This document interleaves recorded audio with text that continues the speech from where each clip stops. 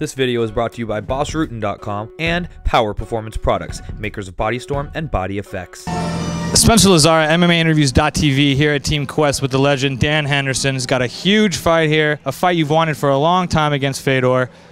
Talk us through the training leading up to this fight and how excited you are.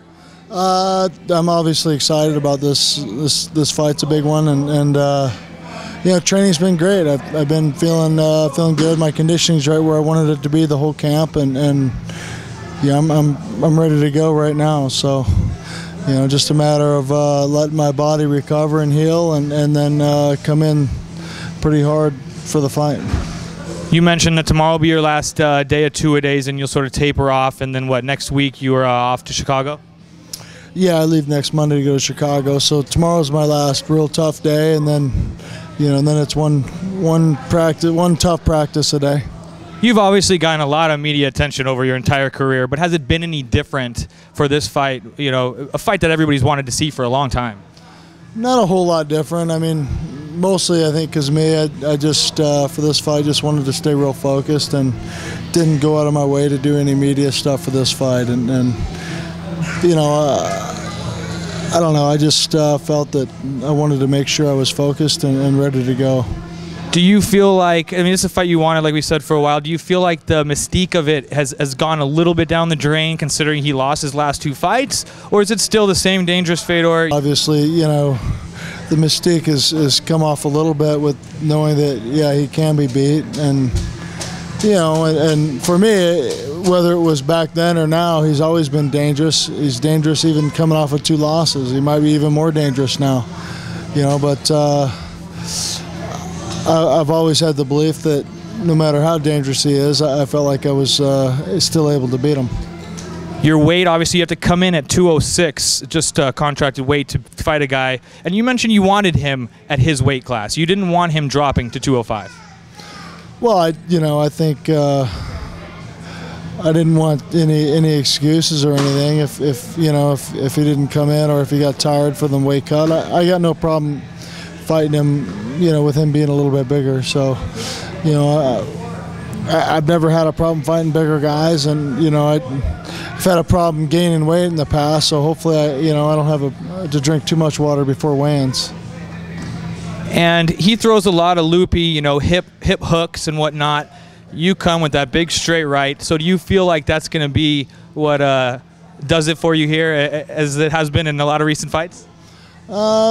Yeah, obviously that's probably my best weapon, and you know, my game plan is to really wear him out and be patient and catch him with either hand. But you know, I definitely want to wear him out and stay in his face the whole fight. Fedor was obviously your last fight, really strong guy. Do you feel like, I mean, in the clinch, he was doing pretty well against you, although you got the better of it. You were able to take him down those times. But do you feel like he was stronger? Do you feel like Fedor might be stronger if you get in that clinch?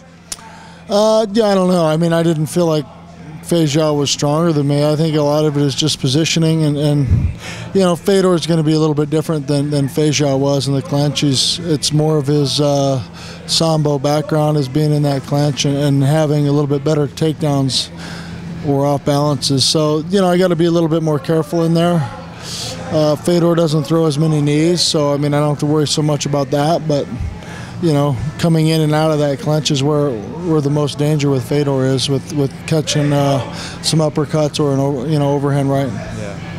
And how have you been able to sustain this point in your career? You keep yourself in tip-top shape, obviously, but how have you been able to maintain as some of these guys have dropped off, and you seem like you've continued to excel, still the champion? What do you have left to prove? I don't know. I guess the older I get, the bigger the challenge, and the bigger the challenge, the more I love the sport. So, you know, I've grown to love it more and more over the years, and you know, I just this is probably one of the biggest challenges of my career, and I'm looking forward to, you know, prevailing and you know, coming out on top for sure. Is the training been different? It's obviously just a 3-round fight instead of because you're not defending the title. So is that any different, or is just still looking at it the same? you know, either way, I still need to be in just as good a condition or the best condition I can be in for each fight, and you know, because he's a bigger guy, that's going to wear me out a little bit, you know, a little bit quicker. So, you know, I need to be make sure I'm in top condition and ready to go, and at the same time take my conditioning to a different level to be able to wear him out. Do you feel, not looking past Fedor at all, but if you were to win this fight, is another shot at that UFC title something that's on your agenda? Obviously, last time you lost a narrow decision defeat when they unified the Pride and UFC belts to Rampage. So is that something that you get by here? Maybe you go to the UFC if that happens and do what Nick Diaz is doing to kind of unify that belt, or leave the belt and go for the UFC? Yeah, I have no plans of leaving Strikeforce. You know, we'll see what happens. Obviously, you know, Zuf owns both organizations, and they're the ones I'd be negotiating with. But, you know, I think it all depends on what their long-term goals are with Strikeforce. You know, I think it'd be smart for them to leave me put in Strikeforce and really build some matchups there, and possibly build a matchup between the two champions. Who knows? Yeah, what do you think of Jon Jones, the current champ? I think Jon Jones is tough. He's unorthodox, and you know, with his style of striking and adding his wrestling in there, is tough, and you know, just getting better every year. So, you know, it'd be a fun challenge. We know you're a classy guy, but give us some kind of prediction here for the Fedor fight. You know, Fedor's one of those guys that's tough to stop. You know, and even though his last two fights he's been stopped in, you know, I don't see him getting knocked out in this fight, although I'm going to be trying my damnedest, and you know, I don't see him getting submitted in this fight, you know, so I just want to make sure I control him, wear him out, do more damage, and make sure his face looks a lot worse than mine. Okay. Appreciate the time. I'm Spencer Lazar here with the legend Dan Henderson at Team Quest. Look for his fight on Showtime July 30th in Strikeforce. Godspeed and party on.